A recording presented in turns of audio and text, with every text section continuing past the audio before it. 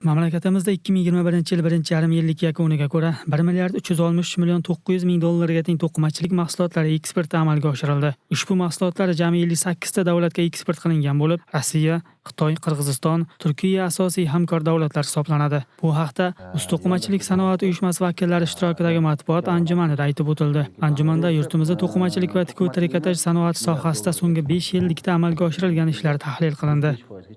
Uyushma vakillarining aytishicha 2016-2020 yillarda to'qimachilik va tikuv trikotaj sanoatida umumiy qiymati 2263,1 million dollar bo'lgan 288 ta loyihalar amalga oshirilgan. Mahsulotlar eksporti bilan shug'ullanadigan korxonalar soni esa joriy yilga kelib 1063 taga yetgan. Anjumanda yil yakuniga qadar rejalashtirilayotgan eksport miqdori haqida ham ma'lumotlar berildi.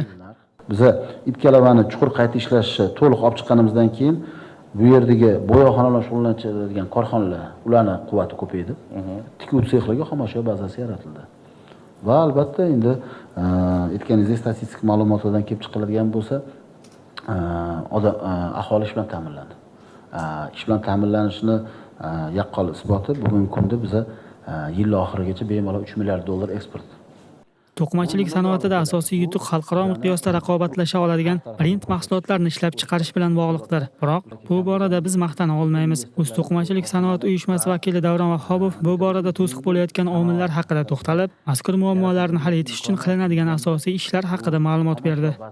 Brend rivojlanishi uchun korxonani o'zida oyiga 150 dan oshiq andaza bo'lish kerak. Brendlarga berilayotgan imkoniyat hozirgi kunda o'sha chetga boradigan mahsulotning tan narxini tushirib berish bo'yicha subsidiyalar bor. Logistika hal etgandagi yoki u yerda ijaraga oladigan do'konning 50%ni qoplab berish. Bu ikkita eng asosiy narsa.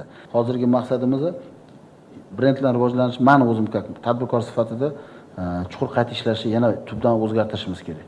Ya'ni yetishmagan bosqichni to'ldirsa, u brendga o'zini vaqtdan ajrata oladi, qachonki uni mahsulotning tan narxi past bo'lgandan keyin.